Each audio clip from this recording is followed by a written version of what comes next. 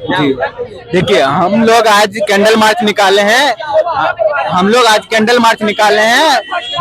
Bennu ये मधुबनी की Benipatti jail में ना रोशन यादव नाम के एक छात्र को पहले अरेस्ट किया जाता है पुलिस द्वारा, फिर उसे 3 दिन तक रखा जाता है थाना में, फिर उसको उसके घर पे छोड़ दिया जाता है, फिर चौथा दिन उसे अरेस्ट किया जाता है और उसको जेल में भेज दिया जाता है अरेस्ट करके। फिर 3-4 दिन के बाद उसके घर पे खबर आती है कि उसके परिजन को ये खबर पहुंचाया जाता है कि उसका जो बेटा था रोशन यादव वो सुसाइड कर लेता है। बताइए, कोई व्यक्ति थाना में या जेल में सुसाइड कैसे कर सकता है?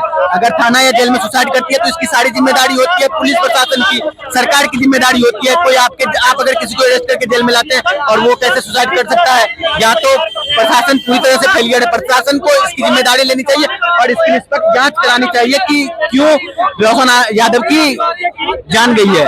और रोशन यादव की जान जाने में जो पीडीएल हत्या हुआ है ना, कस्टडी में हत्या हुआ, हाँ, कस्टडी में जेल में हत्या हुई है, उससे जेल भेज दिया गया था, जेल में हत्या हुई है।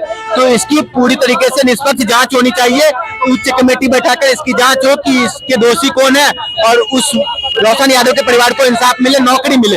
यही एक भरत तिवारी जी थे, उनके परिवार वालों को तुरंत इंसाफ मिल जाती है, इंस्टेंट इंसाफ मिल जाती है, उसको करोड़ों की मुआवजा मिल जाती है, उसके परिवार वालों को करोड़ों की मुआवजा मिल जाती है, नौकरी मिल जाती है। वहीं पिछड़े समाज से आने वाले रोशन यादव को कब इंसाफ मिलेगी? पिछड़े समाज से आने वाले बंटी यादव को कब इंसाफ मिलेगी?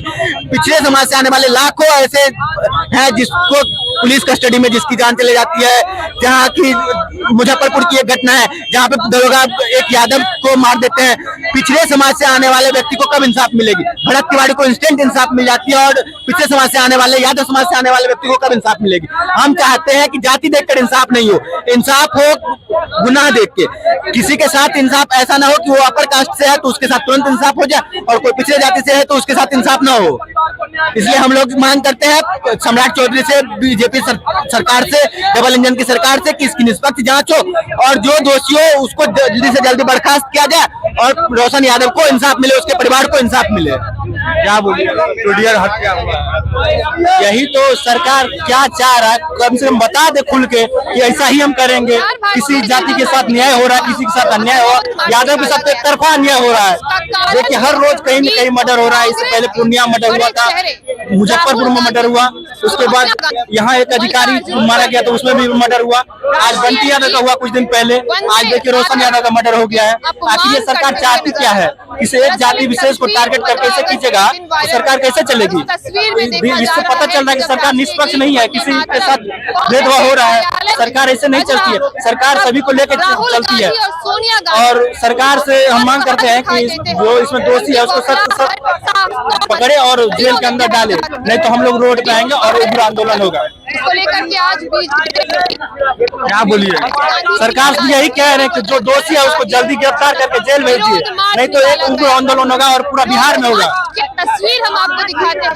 प्रशांत किशोर तो गए थे मिलने के लिए, गए तो अच्छी बात है, मिलना चाहिए। किसी के साथ अन्याय हुआ है और अभी नया विधायक जी बने हैं तो जाना चाहिए, किसी के साथ अन्याय हुआ है तो। वैसे ही सरकार को भी देखना चाहिए, इस पर जल्द से जल्द एक्शन ले और जो इसमें दोषी है उसे सजा दिलवाए।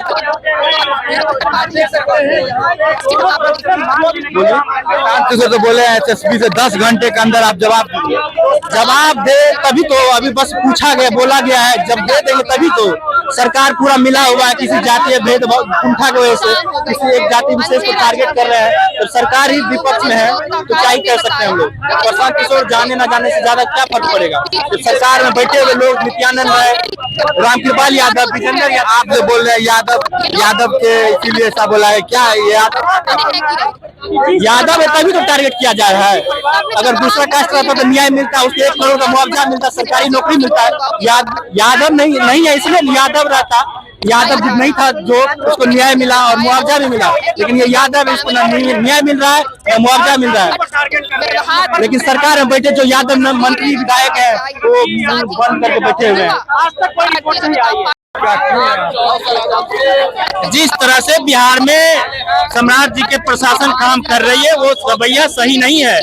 आज मधुबनी में जो घटना घटी है, प्रशासन कह रही है कि जेल में हत्या हो गई है, कस्टडी में हुई है, लेकिन सदर अस्पताल कह रही है कि अस्पताल में हुई है घटना। तो हम लोग का साफ मांग है कि जिस तरह से आपने तिवारी के परिवार को मदद किए हैं, उसी तरह इसके परिवार में माँ और 2 बहन के अलावा कोई नहीं है। आप तो पहले बोल रहे थे आत्महत्या किया है, वही मैं कह रहा हूँ ना कि जिस तरह से प्रशासन की बातों में ही फर्क लग रही है, तो हम लोग का साफ मांग है कि 1 सप्ताह में आप न्यायिक जांच करिए और रिपोर्ट दर्ज करिए, उसके बाद उसके परिवार को सरकारी नौकरी और मुआवजे की मांग करता हूँ।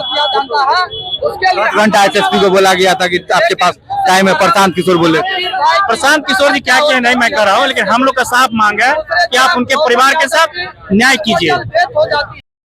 ये है सुबह तक, आपकी खबर आप तक।